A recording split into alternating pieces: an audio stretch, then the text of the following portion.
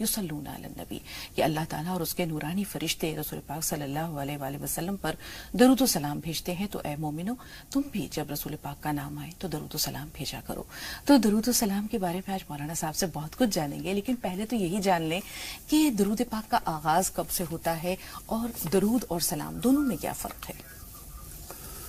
الحمدللہ رب العالمین والصلاة والسلام علی رسول الکریم وعلی آلہ واصحابہ اجمعین، اما بعد، اعوذ باللہ من الشیطان الرجیم، بسم اللہ الرحمن الرحیم، رب اشرح لی صدری ویسر لی امری واحلل عقدۃ من لسانی یفقہوا قولی، اللہم صلی علی سیدنا محمد وعلی آل سیدنا محمد کما صلیت علی سیدنا ابراہیم وعلی آل سیدنا ابراہیم انک حمید مجید، اللہم بارک علی سیدنا محمد وعلی آل سیدنا محمد کما بارکت علی سیدنا ابراہیم وعلی آل سیدنا ابراہیم انک حمید مجید۔ اصل میں درود جو لفظ ہے یہ عربی کا لفظ نہیں ہے، یہ فارسی کا لفظ ہے۔ درود سے مراد جو ہے وہ صلاۃ، اور صلاۃ کے بہت سارے میننگ ہیں، قرآن میں بھی بیان ہوئے ہیں، اشارے بھی دیے گئے ہیں اس کے۔ صلاۃ جو ہے وہ رحمت کو کہتے ہیں، برکت کو کہتے ہیں، محبت، تعظیم، نظام اور دعا ہے ایک طرح سے۔ دراصل یہ معاملہ اس طرح سے ہے درود کا، حضور اکرم صلی اللہ علیہ وسلم نے ہمیں اس دعا کو کرنے کی تلقین کی ہے۔ درود ایک دعا ہے اور دعا عبادت ہے۔ بے شک حضور اکرم صلی اللہ علیہ وسلم کو پسند تھا کہ امت جو ہے حضور اکرم صلی اللہ علیہ وسلم پہ درود بھیجے، مطلب رحمتیں بھیجنے کی دعا کرے اللہ سے، اور اللہ رحمتیں بھیجے امت پہ بھی۔ وہاں بھی اپنا کوئی فائدہ حضور کی نظر میں نہیں تھا، حضور کا تو مزاج ہی نہیں تھا کہ اپنی تعریف ہے۔ وہاں مقصد سمجھیے آپ کیوں تلقین کیا، کیونکہ خود اللہ یہ کہتا ہے کہ کوئی اگر ایک بار درود بھیجتا ہے تو میں اس پہ 10 رحمتیں اپنے فرشتوں کے ساتھ نازل کرتا ہوں، میں بھی 10 بار اس پہ درود بھیجتا ہوں۔ تو یہاں مقصد یہ تھا حضور صلی اللہ علیہ وسلم کا کہ لوگ میرے اوپر رحمت بھیجیں، اس کی دعا کریں، مطلب رحمت کی دعا کریں۔ ہماری تو کہاں زبانیں ایسی ہیں کہ ہم رحمت بھیج سکیں، ہم تو اللہ سے ریکویسٹ ہی کر سکتے ہیں، کیونکہ ہماری تو ناپاک زبانیں ہیں اور وہ پاک نبی، ہم تو سمجھ بھی نہیں سکتے کہ ان کا کتنا مرتبہ اور کتنا معاملہ اللہ کے ہاں، کتنا لاڈ ہے، کتنی محبت ہے، کتنی محبوبیت ہے۔ تو ہم تو صرف اللہ سے ریکویسٹ کر سکتے ہیں کہ اللہ آپ رحمتیں بھیجیے اپنے نبی صلی اللہ علیہ وسلم پر۔ تو درود جو ہے وہ ایک دعا ہے کہ ہمارے ذریعے حضور صلی اللہ علیہ وسلم نے ایک دعا ہمیں دے دی کہ اللہ سے دعا کرو جس سے تمہارے اوپر اپنے اوپر اللہ رحمتیں بھیجے۔ اصل مقصد وہاں بھی امتی تھا۔ وجہ اصل میں مجھے جو سمجھ میں آتی ہے بات کہ درود شریف جو ہے یہ آگ سے نجات کا ایک ذریعہ اللہ نے اپنے بندوں کے لیے دے دیا ہے۔ اس کی وجہ یہ ہے کہ قرآن میں ایک آیت ہے کہ کوئی تمہیں اگر دعا دے تو تم اس جیسی دعا یا اس سے بہتر دعا اسے دو۔ اب اگر ہم حضور صلی اللہ علیہ وسلم کو دعا دیتے ہیں تو سب سے پہلے تو قرآن کے پابند حضور صلی اللہ علیہ وسلم خود ہیں، تو یہ لازم ہو گیا حضور صلی اللہ علیہ وسلم پہ کہ اگر کوئی انہیں دعا دے تو وہ اس جیسی یا اس سے بہتر دعا دے، اور جسے ایک بار حضور صلی اللہ علیہ وسلم دعا دے دے وہ کہاں آگ کی طرف جا سکتا ہے۔ یہ بہت آسان اللہ نے ہمارے لیے کر دیا، جنت سے نجات کا، جنت کے قریب جانے کا، اور دوزخ سے، آگ سے نجات کا ذریعہ ہمیں درود کی شکل میں دے دیا۔ پھر رسول پاک صلی اللہ علیہ وسلم کا فرمان بھی ہے کہ جو شخص اپنے صبح کے معمولات کا آغاز کرتا ہے درود سے اور اپنے شام کے معمولات کا اختتام کرتا ہے درود پر، تو اس پر روز قیامت میری شفاعت واجب ہو جاتی ہے۔ تو آپ نے صحیح فرمایا کہ جس کو روز جزا میں، روز قیامت میں رسول پاک صلی اللہ علیہ وسلم کی شفاعت مل جاتی ہے، اسے اور کیا چاہیے۔ اسی طرح جیسے آپ نے کہا کہ ایک بار جو درود بھیجتا ہے اللہ تعالیٰ اس پہ اپنی 10 رحمتیں نازل کرتا ہے۔ ایک اور جگہ یہ بیان ملتا ہے کہ اس سے انسان کو جو ہے وہ 5 اللہ تعالیٰ نے اس کے لیے اجر و ثواب رکھے ہیں۔ سب سے پہلے تو اس کے لیے 10 نیکیاں لکھی جاتی ہیں، اس کی 10 گناہ معاف ہوتے ہیں، اس کے 10 درجات بلند ہوتے ہیں، 70 مرتبہ اللہ تعالیٰ اس کے لیے جو ہے وہ اپنی رحمتیں نازل کرتا ہے، اور 70 مرتبہ اللہ تعالیٰ کے جو نورانی فرشتے ہیں وہ اس کے لیے بخشش کی دعا مانگتے ہیں۔ بے شک اور بھی بہت ساری فضیلتیں ہیں درود و سلام کی۔ آپ یہ دیکھیں نا کہ ایک بار حضور نے بات فرمائی کہ اگر جمعرات کی رات اور جمعے کے دن کوئی ان 24 گھنٹوں میں درود اور سلام بھیجتا ہے تو اللہ اس کی 100 حاجتیں پوری کرتا ہے۔ آگے اسی میں یہ فرمایا کہ 30 حاجتیں تو دنیا کی اور 70 حاجتیں آخرت میں، جہاں اصل ضرورت ہوگی حضور صلی اللہ علیہ وسلم کی شفاعت کی۔ خود اللہ یہ کہتا ہے کہ کوئی اگر درود بھیج دے کوئی بندہ تو میں اپنے فرشتوں کے ساتھ اس پہ 10 بار رحمتیں بھیجتا ہوں۔ تو اس کا جو معاملہ ہے نا درود کا، ایک لفظ یہ جو صلاۃ ہے اس کی ایک میننگ برکت ہے، اور برکت جو ہے اسے آپ اس طرح سے سمجھیں جیسے کوئی پیڑ ہو اس کی جڑ اپنی جگہ تو مضبوط ہو اندر، مطلب تنا اس کا، اور اوپر اس کے شاخیں پھیل رہی ہوں اور ٹہنیاں پھیل رہی ہوں، اس سے تمام مخلوق فائدہ اٹھا رہی ہو، انسان، سایہ، یا جو مطلب پکشی ہوتے ہیں وہاں بیٹھے ہیں، پھل کھائیں لوگ اس کے، مطلب تمام تر چیزیں۔ اصل میں ہم برکت کو اس طرح سے سمجھیں کہ ہم یہ دعا کرتے ہیں اللہ کے رسول صلی اللہ علیہ وسلم سے کے لیے کہ اللہ ان کی برکتیں پھیلا دے اس طرح سے، کیونکہ جتنی برکتیں حضور کی پھیلیں گی اتنا ہی ہمیں بھی فائدہ ہوگا، اتنا مخلوق کو فائدہ ہوگا۔ تو سب سے بڑا جو درود ہے حضور صلی اللہ علیہ وسلم پہ بھیجنا، رحمتیں بھیجنا، دعا کرنا، وہ یہ ہے کہ ہم خود رحمت للعالمین جیسے بنے، اپنے اندر رحمتیں اتاریں۔ اصل درود یہ ہے، خالی صلی اللہ علیہ وسلم کہنے سے نہیں کچھ ہوگا، بلکہ اپنے اندر رحمت للعالمین کی جو صفات ہیں، جس طرح سے وہ لوگوں کے ساتھ رویہ کرتے تھے، جس طرح سے ان کا معمول تھا، جس طرح سے ان کے معاملات تھے، ان چیزوں کو اپنے اندر اتاریں، تب اصل میں درود کا حق ادا ہوگا۔ یہاں ایک سوال ہے، جیسے ابھی جو ایک واقعہ بیان کیا اس میں بھی رسول پاک صلی اللہ علیہ وسلم نے فرمایا کہ میں نے آمین کہا اس وقت جب میرا نام لیا جائے اور کوئی شخص درود نہ بھیجے۔ تو اگر کوتاہی ہوتی ہے لوگوں سے، رسول پاک صلی اللہ علیہ وسلم کا نام لیا جائے اور وہ درود و سلام نہ بھیجیں، تو اس پر وعید تو ہے ہی ہمارے سامنے، لیکن اس دنیا میں ہی اس کے لیے کتنی ہلاکتیں ہیں۔ اصل میں تو آپ یہ دیکھیں نا، حضرت علی رضی اللہ تعالیٰ عنہ ایک بار یہ بات فرماتے ہیں کہ حضور صلی اللہ علیہ وسلم نے یہ بات کہی ہے کہ سب سے زیادہ جو بخیل اور کنجوس شخص ہے وہ ہے کہ جس کے سامنے میرا نام نامی آئے اور وہ درود نہ بھیجے۔ تو اس لیے یہ تو لازمی ہو گیا ہمارے اوپر کہ ہم، اصل میں بات یہ ہے نا کہ ایک بار ایک حدیث سے یہ بات ثابت ہے کہ ہمارا تو ایمان ہی مکمل نہیں ہوتا بنا حضور کی محبت کے۔ جب تک حد درجے کی محبت حضور کی، اپنی جان سے زیادہ، اپنے مال سے زیادہ، اپنی اولاد، اپنے ماں باپ سے زیادہ محبت ہمیں حضور کی نہ ہو، اور جسے حضور کی محبت، اصل میں بات یہ ہے نا، حضور کی احسانات بھی اتنے ہیں۔ آپ کو اللہ کی پہچان کس نے دی؟ آپ کو ایمان کس نے دیا؟ آپ کو حساب کتاب آخرت کی جو پہچان ہے وہ کس نے دی؟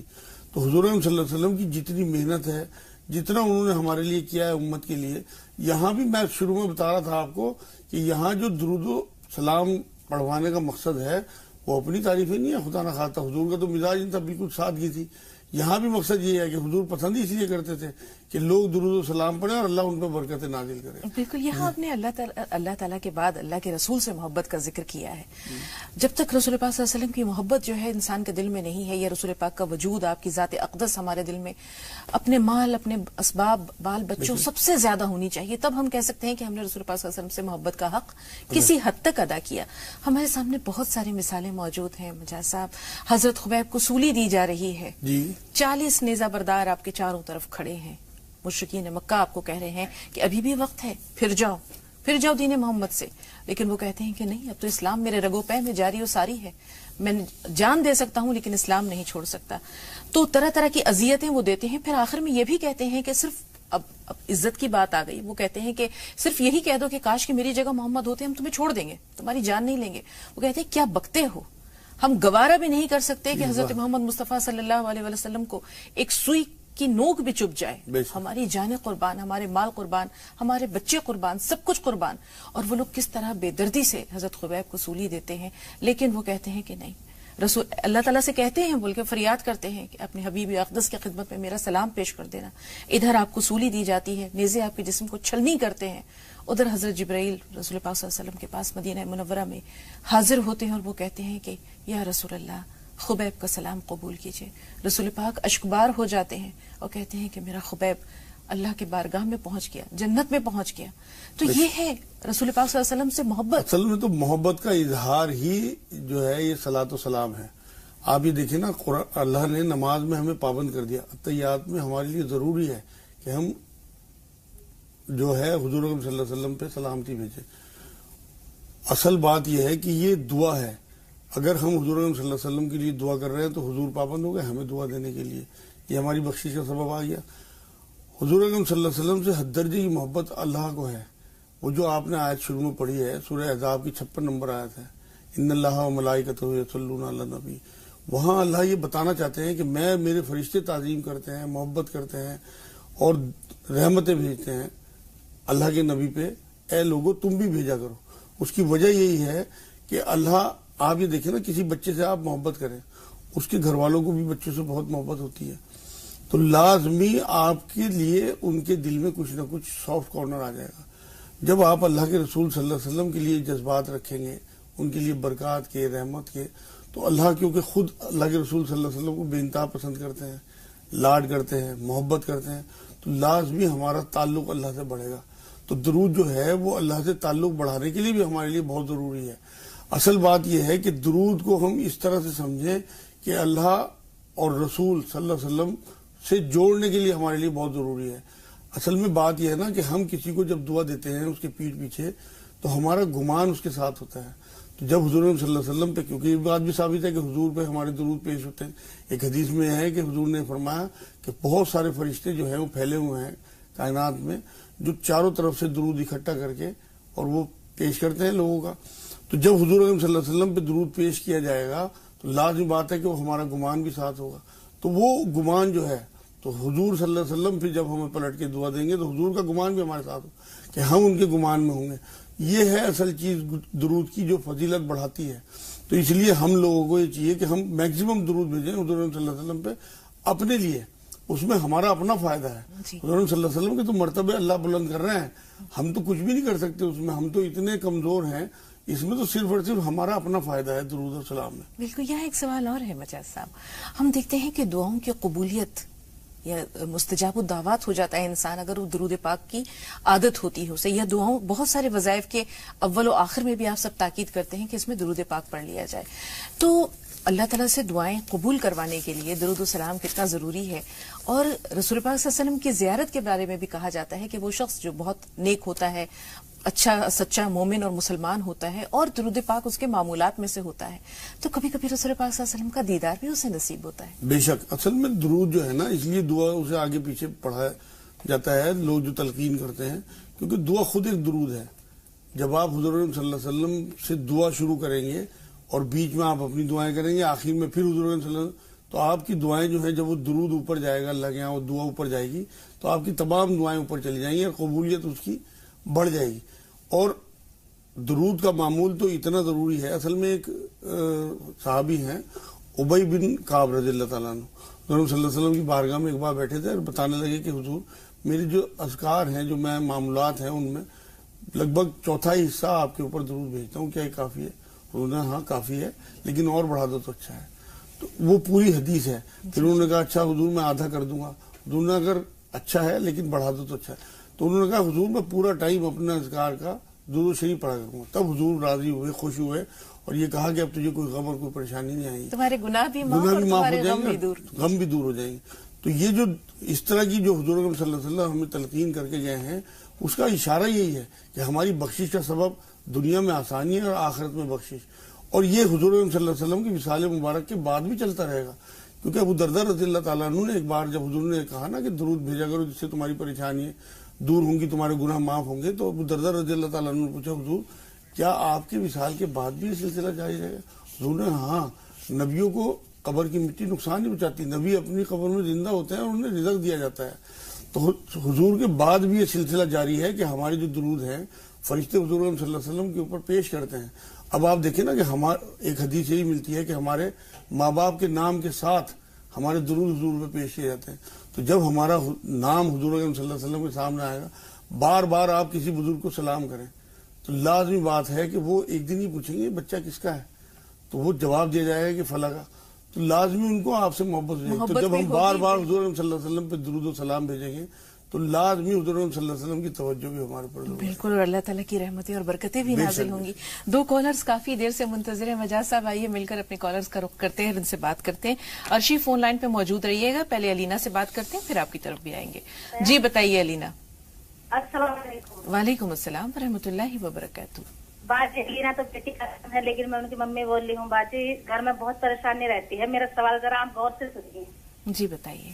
میں یہ بول رہی ہوں باجی ہمارا جیسا کاروبار چل رہا ہے تو ہمارے پاس قرض بھی ہے اور اس میں سے صدقہ نکال رہے ہیں. تو وہ صدقہ جیسا مولانا بتاتے ہیں کہ 1800 روپے دو تو 360 کا صدقہ کر کے دے سکتے ہیں کیا وہ ہم؟ ٹھیک. ارشی آپ بتائیں آپ کا سوال کیا ہے؟ السلام علیکم. جی وعلیکم السلام. جو ہم یہ کہنا چاہتے ہیں کہ ہمارے پاپا شراب بہت پیتے ہیں اور ہمارے پاپا کسی رشتے دار سے بھی نہیں رکھتے ہیں، بس انہیں سے رکھتے ہیں جو پینے والے ہوتے ہیں انہیں سے رکھتے ہیں اور کسی سے بولنا نہیں چالنا نہیں. اور جب گھر میں بھی آتے ہیں تبھی بھی کسی سے بات نہیں کرتے ہیں. اور باجی میرا دوسرا سوال یہ ہے कि नापाकी की हालत में दुरूद शरीफ या आयतुल कुर्सी वगैरह पढ़ सकते हैं? बहुत अच्छा सवाल है अर्शी। ये सवाल जो है मैं चाह रही थी मुजाज साहब से जानना, लेकिन चूंकि आप लोग फोन लाइन पे मौजूद थे इसलिए मैंने बेहतर समझा कि पहले आपके सवालात ले लें। अपने सवाल को मौखर किया, लेकिन आप सलामत रहें। बहुत अच्छा सवाल है। छोटे से ब्रेक के बाद मिलते हैं नाज़रीन।